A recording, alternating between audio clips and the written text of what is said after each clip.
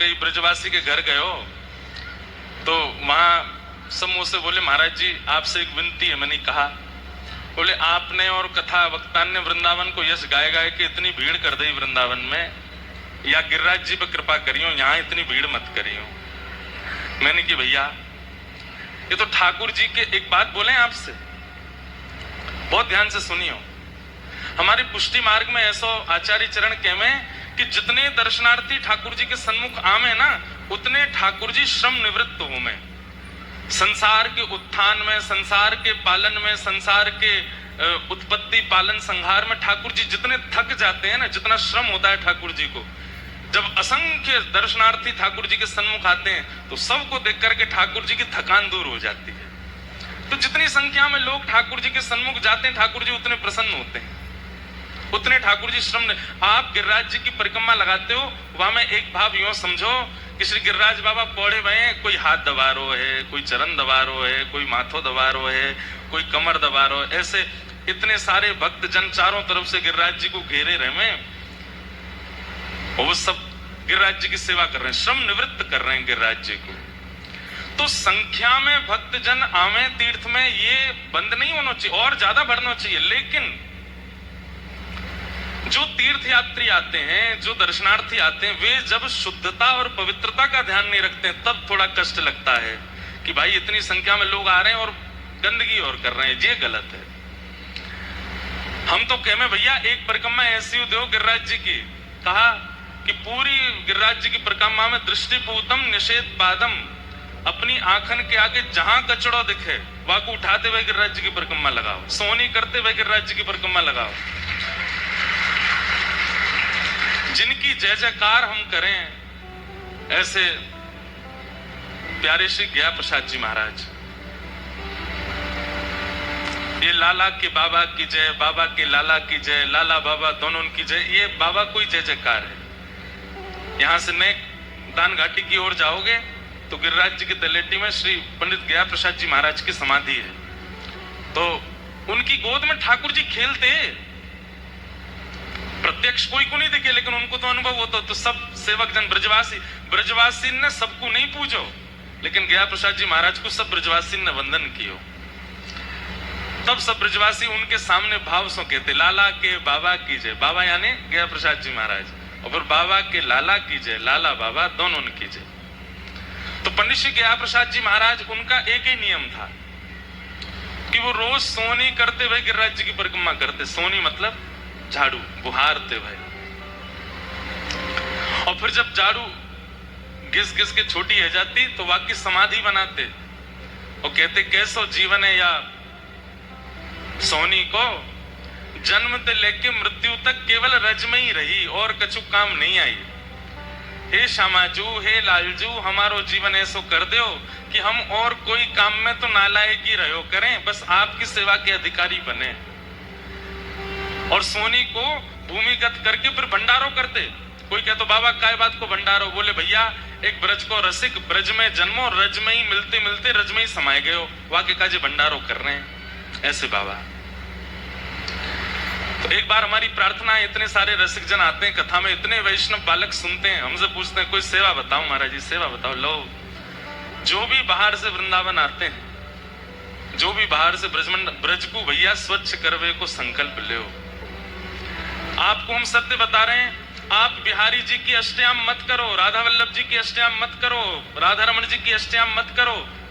एक बार 3-4 दिन के लिए वृंदावन में कोई मंदिर मत जाओ, केवल भ्रमण करते करते जहां आपको दिखे पन्नी है, पॉलिथिन है, गंदगी, वही को स्वच्छ करते भाई परिक्रमा करो। आप सत्य बता रहे हैं हम आपको कहीं कुंज में या गिरिराज जी की निकुंज में राधा वल्लभ जी यहीं आ जाएंगे दर्शन देवे। भैया तो बड़ो प्रसन्न हूं मैं, तू भले ही मां नहीं आयो वृंदावन, लेकिन मैं तेरे पास आएगा, तू मेरे ब्रज को प्रसन्न कर रहा है, सुख प्रदान कर रहा है। हमारे श्री गया प्रसाद जी महाराज सोनी करते, और सोनी करते करते कहीं बहुत गंदगी दिखती ना तो रो जाते, भावुक हो जाते, और बैठे बैठे विचार करते, लाला तू माने ना है, नंगे पामन ते ब्रजमंडल में डोले, और या ब्रज में इतने गंदगी, इतने कंकड़ कीट पत्थर पड़े हैं, तेरे पामन में लग जाएंगे। इस भावना से वो गिरिराज जी की परिक्रमा करते थे। भैया, ब्रज की सेवा केवल नाम जप नहीं है, केवल संकीर्तन नहीं है, केवल कथा श्रवण नहीं है। जिस स्थान पर रहते हैं वहां स्वच्छता रखना भी हमारा कर्तव्य है। तो एक ब्रजवासी ने वेदना व्यक्त करी मोते कि महाराज जी गिरिराज जी में भीड़ है गई तो बहुत गंदगी है जाएगी, वैसी बहुत गंदगी है रही है, आप ज्यादा यश मत गाय दियो गिरिराज जी को। बताओ, ऐसो भी कहनो पड़ रहा है, कितने दुर्भाग्य की बात है। इसलिए अब तो सब जावे को समय आ गया है। ये तो पहले दिन आते ही करते, रोज सबने ले लेके जाते गिरिराज जी की स्वच्छता करते तो फिर आनंद अलग होता, लेकिन अब पहले दिन नहीं आई हमारी बुद्धि में ये बात। पर भैया, ये गिरिराज जी और ब्रजमंडल या की रूप स्वरूप में कोई परिवर्तन हमारी वजह से अगर आगे हो ना, तो ठाकुर जी कहीं हमसे रुष्ट नहीं है जाए। बाबा, मैंने अनुभव किया, पता ना आपको हुए कि नहीं, गिरिराज जी अब दूर से दिखाए और देख करते, अब ने धीमे धीमे रोज तिल भर भीतर जा रहे हैं। अब गिरिराज जी दिखने कम है गए, अब गिरिराज जी धीरे धीरे भीतर को प्रवेश कर रहे हैं। भैया, ये निधि हम लोगों को मिली है। ये निधि जितने दिन हम लोग धरती पर हैं तब तक इन निधि को संभाल लें। गिरिराज जी हैं, वृंदावन है, यमुना जी हैं। आप एक बात बताओ हमको, ठाकुर जी की किस प्रिय वस्तु को हमने छोड़ा? निकुंजों को नष्ट कर दिया, यमुना जी को नष्ट कर दिया, गिरिराज जी को भी अब हम धीरे धीरे वही स्थिति कर रहे हैं। मुझे तो ऐसा लगे सबसे बड़ी ब्रज की सेवा तो ब्रज की पुरातन स्थिति पुरातन बनी रहे, स्वच्छता बनी रहे, पवित्रता बनी रहे ब्रज में। पर वही बात है ना कि लोगों ने केवल लीला सुननी है, लोगों ने केवल पद सुनने हैं, लोगों ने केवल भजन सुनने हैं। ऐसी बातन को ज्यादा गौर से सुने ना है लोग। पर मानो हमारी बात, एक बार मैं तो करूंगा, जब अवसर मिलेगा गिरिराज जी की एक परिक्रमा खूब सारे बालकन ने लेके झाड़ू लगाते हुए खूब स्वच्छ कर, वो कोई दिखावे के काज नहीं, वास्तविकता में महीना 2 महीना में एक परिक्रमा ऐसी लगे गिरिराज जी की कि पूरे गिरिराज जी की गंदगी को हम सब दूर करें, स्वच्छ रहें गिरिराज जी, पवित्र रहें गिरिराज जी। अभी कोई चुटकुल्ला होता तो इतनी जोर की ताली बजती, काम की बात है तो धीरे बजाइए। आप खुद विचार करो, उत्साह है ही नहीं, या हमारे फिर वक्ता ने भी लोभ रहे कि भाई जहां से ये रीच है वही बात कहो। जो काम की बात है वो वक्ता भी नहीं कहते, बोले आनंद ही नहीं आ रहा तो फिर काय को कहें इन बातन ने। लेकिन ये बात वेदना की है। हमारी बात आप मानते हैं, इतनी संख्या में आप आते हैं, बाबा बता रहे 1 बजे से लोग आके बैठ जाते हैं, गर्मी में संकीर्तन करते हैं, नाचते हैं। आपका ये उत्साह जो भजन कीर्तन के प्रति है उस सेवा के प्रति भी हो जाए।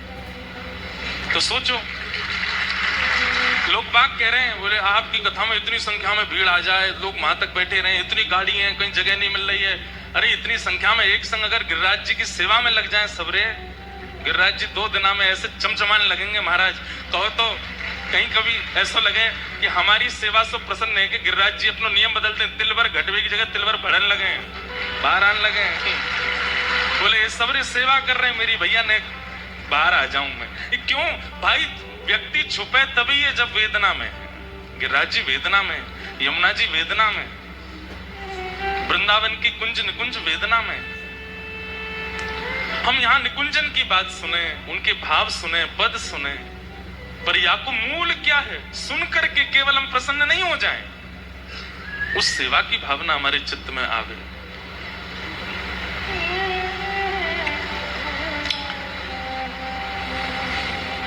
तो प्रयास करेंगे कि अगली बार जब भी गिरिराज, वैसे तो आ रहे हैं 4 नवंबर से 6 नवंबर तक, 4, 5, 6 नवंबर श्री गिरिराज जी की तलेटी में शरद पूर्णिमा उत्सव मनाएंगे आप सब लोग अयो भाव से। और तब ऐसा प्रयास कछु देखेंगे 3 दिना में जितना है सके। वो कार्तिक को महीना भीड़ तो बहुत रही है गिरिराज जी में, लेकिन कुछ पवित्रता स्वच्छता का प्रकल्प करेंगे श्री गिरिराज जी में। वहां से पहले अवसर मिलेगा तब करेंगे। तो ऐसे भावना है। हमने रसिकन की चर्चा सुनी, अब इन्हीं रसिकन की प्रणाली में हमारे वृंदावन के रसिक प्रवर श्री हरिराम व्यास जी, आहा उत्कर्ष तिलक अरुदाम को भक्त इष्ट अति व्यास के, काहू के आराध्य मच्छ कछ नर हरि सूकर, बामन भर साधरण सेतु बंधन जुसैल कर, एकन के यह रीत नेम नवधा सो लाए, सुकुल सुमुखन सबुन अच्युत गोत्री जुलड़ाए, नई नौ गुण तोर नूपुर गयो महत सभा मधिरास के, उत्कर्ष तिलक अरुदाम को भक्त इष्ट अति व्यास के। श्री हरिराम व्यास जी के लिए श्री नाभाजी छप्पे कह रहे हैं। क्या कह रहे हैं? उत्कर्ष तिलक अरुदाम को भक्त इष्ट अति व्यास के। बहुत ध्यानपूर्वक सुनिएगा। श्री हरिराम व्यास जी महाराज रसिक त्रिवेणी के तीसरे आचार्य, पहले त्रिवंश महाप्रभु हरिराम व्यास, श्री स्वामी हरदास जी महाराज और श्री हरिराम व्यास जी। आपके लिए श्री नाभाजी कह रहे हैं कि आपकी भक्ति कैसी? सब लोग इधर देखो ध्यान से। उत्कर्ष तिलक अरुदाम के भक्त इष्ट। अगर किसी के माथे पर उर्दपुंड दिख जाता व्यास जी को तो व्यास जी नतमस्तक हो जाते उसके आगे, भले ही वो व्यक्ति कैसा भी हो। बोले इनके इष्ट हैं ठाकुर जी, लेकिन इनके अति इष्ट कौन है? भक्त वैष्णव जन। हरि भक्तों को देखकर के श्री हरिराम व्यास जी इतने प्रसन्न होते, इतने आनंद में भर जाते, इतने झूम उठते कि हरि भक्त परायणता इनके चित्त में। हमारे अष्ट सखा कहते हैं कि ठाकुर जी ने आपको स्वीकार किया, इसका सबसे बड़ा प्रमाण क्या है? जैसी उत्कंठा राधारमण जी को देखने में होती है, जैसी आनंद राधा वल्लभ जी को देखने में होता है, जैसा सुख बिहारी जी को देखने में होता है, वैसा ही सुख किसी भक्त को देखने में हो जाए तो समझो ठाकुर जी ने आपको स्वीकार कर लियो। महाराज होता है। अभी हमारे चित्र बाबा अगर बाहर कोई को मिल जाए तो जो आपके संकीर्तन सुनते हैं, आपके भाव सुनते हैं, आपको पहचानने वाले तो बड़े उत्सुक, अरे अरे बाबा हम तो आपको सुनो करें, आप हमको दिख गए, चरणन में प्रणाम करेंगे, लौट जाएंगे, दंडवत करेंगे। लेकिन अज्ञानी मतलब अगर कोई अपरिचित मिल जाए तो उसके प्रति हमारी ऐसी रुचि नहीं बनती, उसके तिलक को देख करके, उसके स्वरूप को देख के हमारी भावना नहीं बनती। हमारी एक बात मान लीजिए, आज के बाद तिलक में जो दिख जाए, कंठी में जो दिख जाए, धोती में जो दिख जाए, वैष्णव भेष किसी भी रूप में अगर हो, लेट के प्रणाम मत करो, दंडवत मत करो, दूर से सिर झुका ले करो, हाथ जोड़ ले करो, बस इतना ही करना शुरू कर दो। इसी से ही परिवर्तन आपको अपने भाव में दिखने लगेगा। श्री हरिराम व्यास जी का यह नियम था।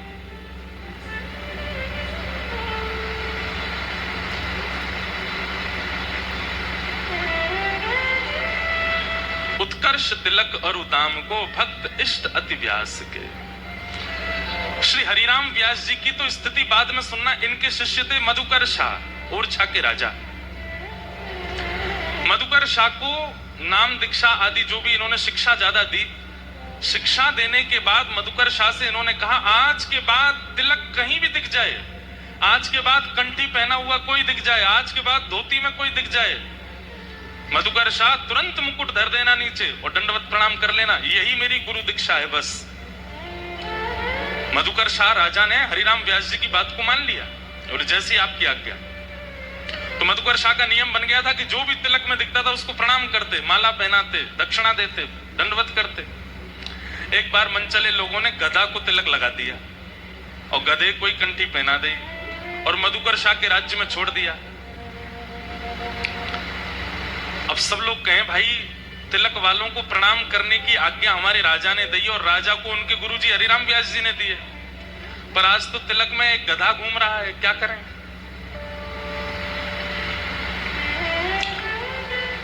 सब सैनिकों को संकोच होने लगा, इनको प्रणाम कैसे करें? तो किसी ने जाकर के कहा, बोले राजन आज आपके द्वार पर एक विचित्र भावना प्रकट हुई है। बोले क्या? बोले मानवों को तिलक में बहुत देखा है, लेकिन आज एक पशु तिलक लगा करके आपके द्वार पर है। ये सुनते ही मधुकर शाह जी गए और जाकर के देखा तो गधा कंठी पहने तिलक लगाए घूम रहा था। आपने तुरंत उसके चरणों में प्रणाम किया, माला पहनाई, उसकी बलैया लेने लगे, आरती करने लगे गधा की। सैनिकों ने कहा, बोले भगवान ये गधा है। मधुकर शाह जी बोले भैया गधा नहीं है। तो बोले आज तक 2 पैर वाले वैष्णव देखे, आज 4 पैर वाले वैष्णव आए हैं, इनको तो और प्रणाम करो। वैष्णव कृपा परिलक्षित भैया, क्यों आज तक वैष्णवन के 2 ही चरण छूने को अवसर मिलते, आज वैष्णवन ने कृपा करके 4 चरण धारण किए हैं, 4 उनको छुओ। हरिराम व्यास जी के शिष्य मधुकर शाह जी की यह स्थिति है।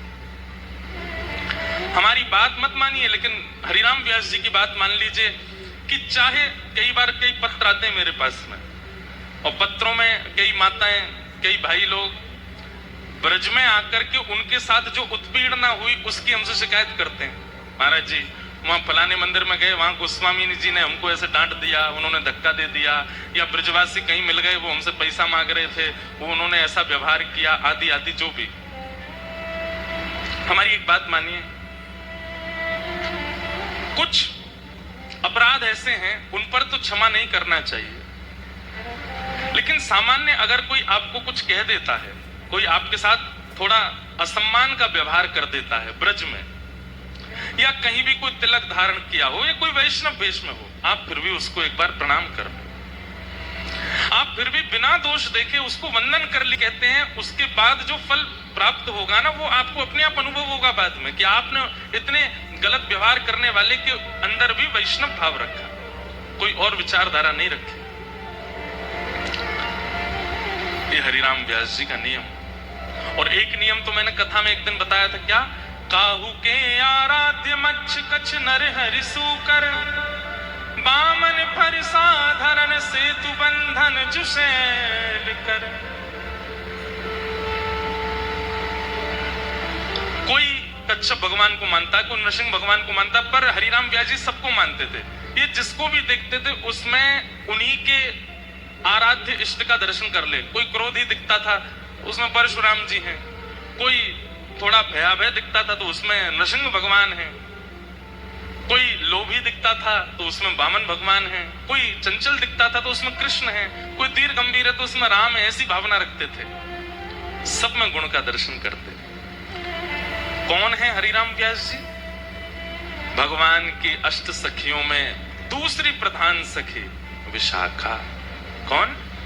विशाखा।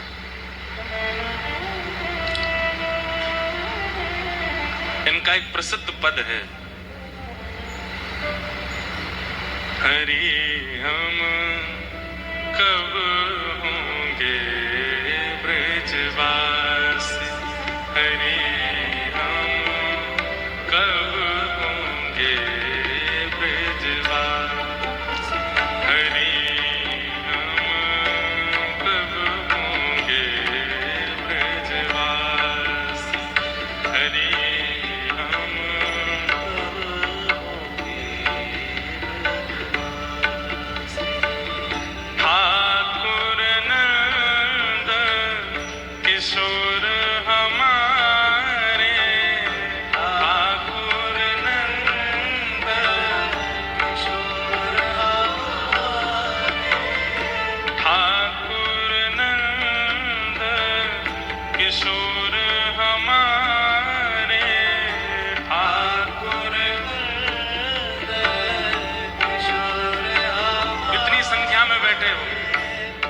ब्रजवासी बैठे यहाँ, हाथ ऊपर करियो जो ब्रजवासी।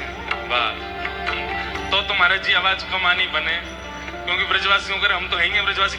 तो तुम्हारा जी आवाज कमानी बने, क्योंकि ब्रजवासियों कर हम तो हैंगे ब्रजवासी। क्या को काम है?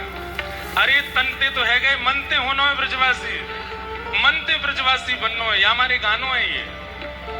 हाँ ठाकुर नंद किशोर हमारे, ठाकुर जय हो आपकी।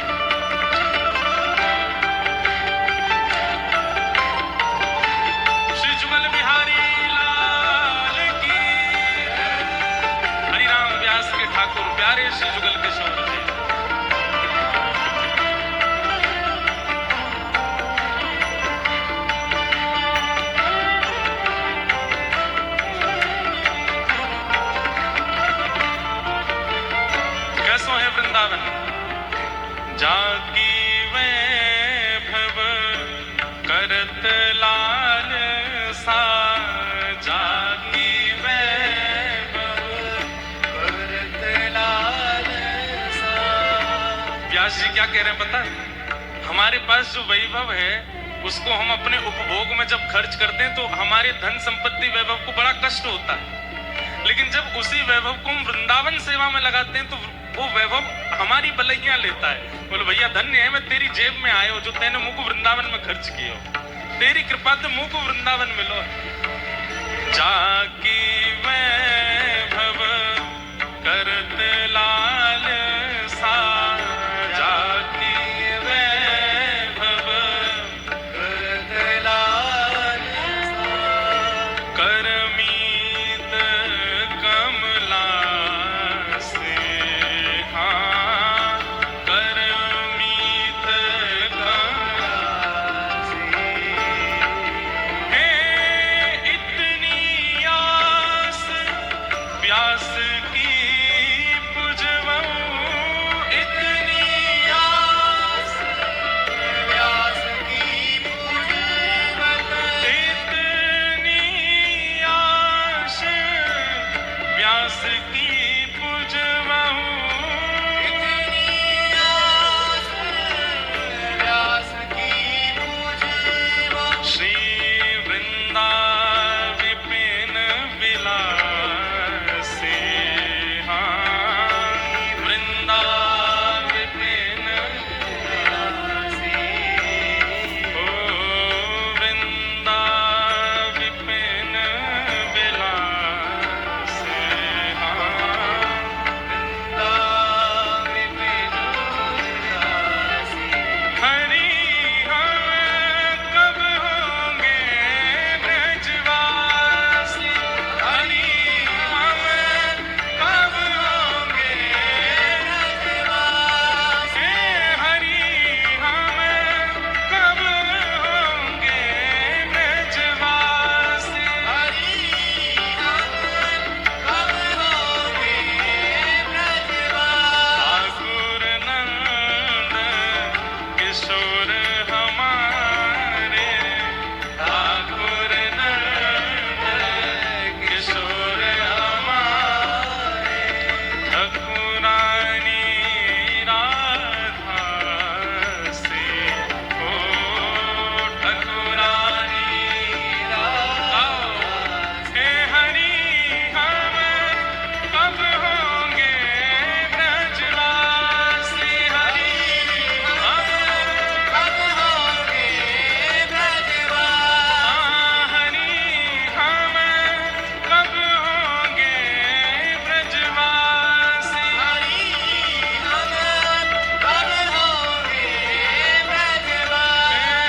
समझू हम कब होंगे ब्रजवासी, समझू हम कब होंगे ब्रजवासी। लाडली हम कब होंगे ब्रजवासी, कब होंगे कब होंगे ब्रजवासी। हाँ कब होंगे ब्रजवासी।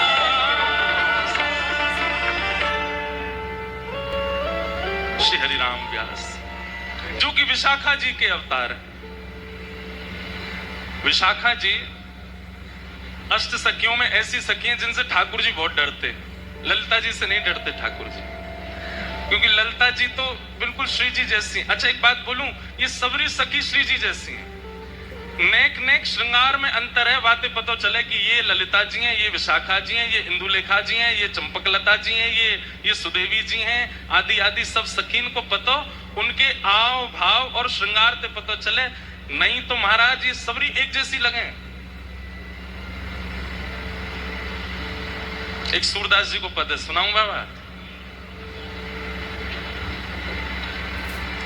एक बार ये सबरी सखी जो है ठाकुर जी से सीधे बात तो करे ना, टेढ़ी टेढ़ी रहे लाल जी थे।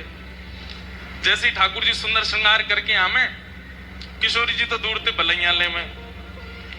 ठाकुर जी कहे ललता तू भी ले ले, सुंदर लग रहा हूं मैं। जैसी ललता जी बलैया ले लगे, विशाखा जी कहे रहने दो, काय को लेनो।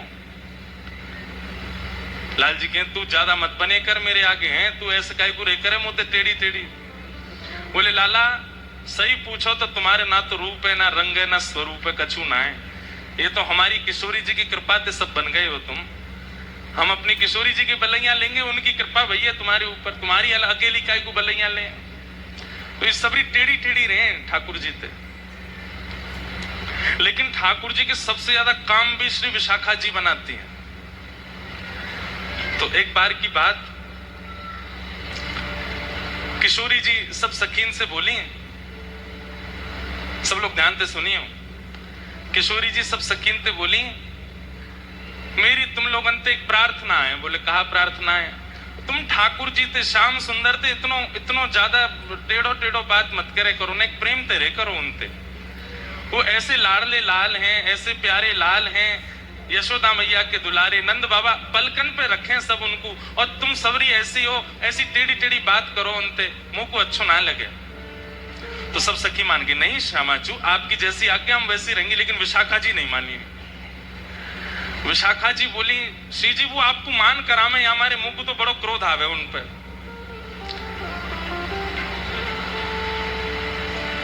श्री जी बोली तू नहीं जाने वो मुझसे बहुत प्रेम करें।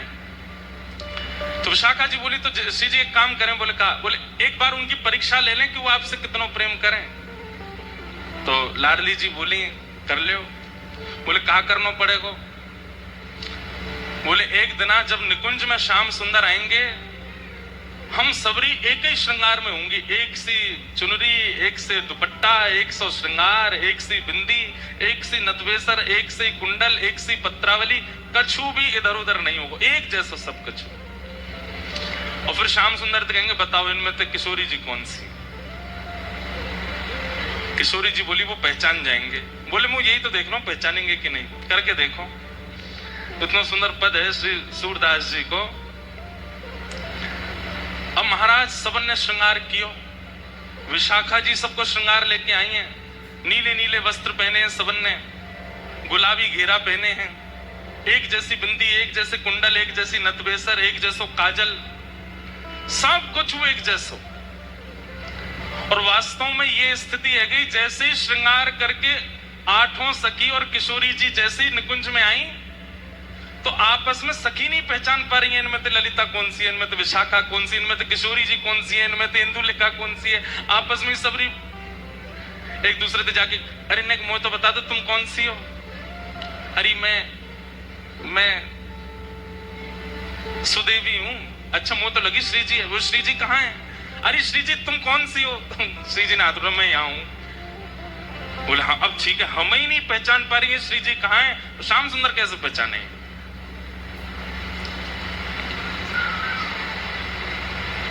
सबने हाथ पांव जोड़े, श्री जी से प्रार्थना करी, हे श्यामा जी हमारी एक बात मान लियो, इतको देखो भैया, भाई लोग सबरे इतको देखो, लोग तो आते जाते रहेंगे, कहा करना है, 2 घंटा की बात है।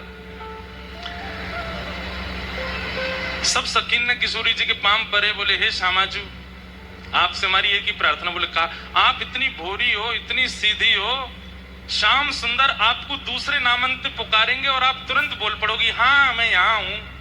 तो आपसे हमारी प्रार्थना बोलियो मत, सौगंध है हमारी। हे कृष्ण मनोहारिणी, एक बार अगर वो कह देंगे सोई आप कहोगी हाँ श्याम सुंदर बोलो, चुप रही हो बिल्कुल, बोलना नहीं है एक शब्द भी। और वो कितनी भी मधुर लीला करें, ज्यादा प्रसन्न होना नहीं है, क्योंकि प्रसन्नता मुख पे आवे, नेत्रन में प्रेमाश्रु आ जाएं, वासु पता चल जाए कि किशोरी जी हैं। ठाकुर जी की लीला देख के किशोरी जी के प्रेमाश्रु छलक पड़े। आज ललिता जी, विशाखा जी सब चरण पड़ रही, बोले हाँ श्यामाजू आज ना तो हंसनो है, ना प्रेमाश्रु बहाने, ना कछु करनो है। ऐसी भोली की सुबह से पढ़ा रही है सबरी, ऐसो करें तो तुम ऐसे रही हो, ऐसो करें तो तुम ऐसे, बल्कि विशाखा तो यूं करी मेरी जैसी है जाओ। बोले कहा? टेढ़ी टेढ़ी रही हो आज उनते, उनको यूं लगा कि यही विशाखा है। किशोरी जी बोले मुंह पे तो जीव होएगा ना। अच्छा तुम कछु नहीं, तुम पीछे खड़ी रही हो, कछु मत करियो, बस आन दो। आज संध्या भई, शाम हेते ठाकुर जी आए। आहा जैसे ही निकुंज में प्रवेश कियो, प्रवेश करते ही ठाकुर जी बोले, हे वृषभानु नंदिनी, हे कृष्ण मनोहारिणी, हे श्यामाजू, हे प्यारीजू, आप कहाँ हो? मैं निकुंज में आए गयो। एक संग दसों दिशांते आवाज आई, हे प्रियतम मैं आ रही हूं। ठाकुर जी बोले, यहां तो आवाज आई, यहां तो आवाज आई, यहां तो ये भयो का। और एक संग सवरे निकुंजन में थे, एक साथ श्री जी प्रकट है गए। ठाकुर जी कहे, अरे श्री जी इतने पीछे, हाँ श्याम सुंदर है, यहूं श्री जी, यहूं श्री जी, यहूं श्री जी, और चारों तरफ 9 श्री जी खड़ी हैं एक साथ। ठाकुर जी बोले, भैया जी का बवाल है? हे श्यामाजू आप कौन सी हो? तो 9 की 9 एक संग कह रही हैं, मैं ही श्यामाजू हूं। ठाकुर जी कह रहे हैं, भैया ये कैसो खेल है रो है, ये कैसी नई लीला है रही है आज। आहा, सूरदास जी बहुत सुंदर वर्णन कर रहे हैं भाव को।